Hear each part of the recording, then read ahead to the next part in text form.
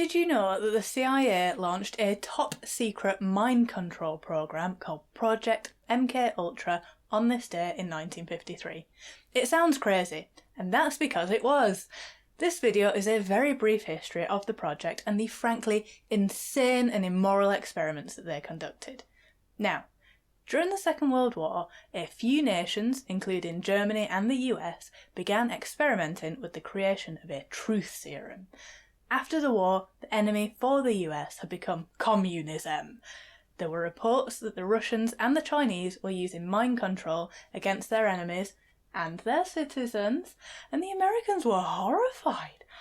They wanted to be able to control minds. Something had to be done. And so, Allen Dulles, director of the CIA, appointed chemist Sidney Gottlieb as the director of Project MKUltra.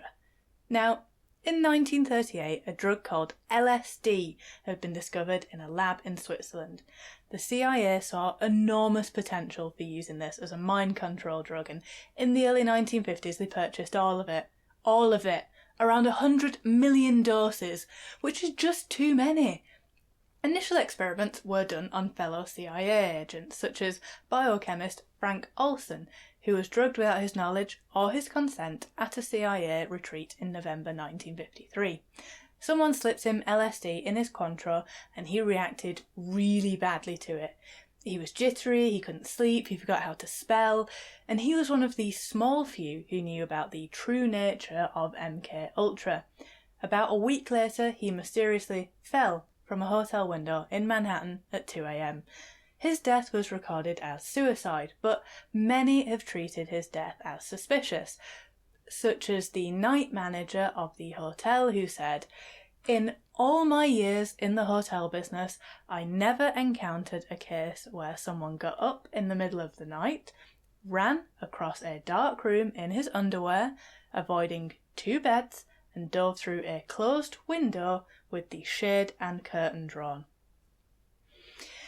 Having learnt absolutely nothing from this incident, the CIA figured, heck, why not slip it to other people too? Like prisoners, patients in mental health hospitals, soldiers, random citizens, without telling them sometimes, and just see what they do. It is estimated that they administered 25,000 doses. 1,100 soldiers were given it. Needless to say, a whole bunch of people lost their minds, and you could argue that the CIA had lost their minds in even dreaming this plan up. In an experiment called Operation Midnight Climax, they set up several brothels in the 50s and 60s in San Francisco and New York. This was to see if combining LSD and sex would get men to tell the truth. They would drug them and then watch them through two-way mirrors. I would have loved to have been in the meeting where they decided that this was a good idea. Sorry. Talk me through this again.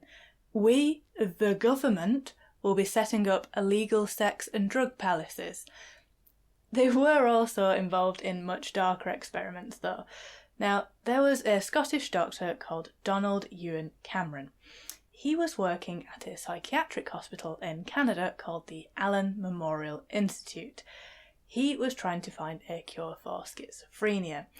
His methods essentially aimed to delete memories and brainwash people. The CIA saw this and they liked the cut of his jib, so without his knowledge, they funded his research. Dr. Cameron was interested in psychic driving, where he would play patients loops of the same statement for minutes, hours, days at a time. Sometimes they'd have been drugged with LSD or PCP, sometimes they'd been in a drug-induced coma, sometimes he would combine this with electroshock treatment in an aim to wipe the slate clean and then rebuild them as a person. These people didn't always know that they were being experimented on. Some were schizophrenics, others had anxiety, OCD, postpartum depression, and sometimes Dr. Cameron's experiments left them unable to talk, sometimes they'd forgotten who their families were, some had got incontinence, some thought that staff at the hospital were their parents. He ruined these people's lives, and I should say at this point, that Dr. Cameron had worked as a psychiatrist at the Nuremberg trials. His job was to determine if the baddies were of sound mind to be held accountable for their crimes. This guy was responsible for making that decision. A psychologist called Henry A. Murray was conducting his experiments at Harvard University. In the late 1950s, a 16-year-old boy called Ted Kaczynski was experimented on. Murray spent 3 years putting him through mock interrogations and trying to break him and 20 other students down psychologically. Ted became very disillusioned with the world, and he eventually moved into a cabin in the woods and started sending explosives in the post to people. You may know him as the Unabomber. It's unclear how much these experiments helped to create this monster, but I am fairly certain that it can't have helped. Now, the Watergate scandal of the early 1970s had got all government agencies worried, especially this one, who had spent so long messing with people's heads with very little to show for it. The CIA director, Richard Helms, ordered all of the documents for the project destroyed in 1973, which doesn't look suspicious at all, does it? Now, the New York Times made the initial allegations against the CIA, which prompted an investigation into the activities of MKUltra. It was made extremely difficult due to the lack of evidence.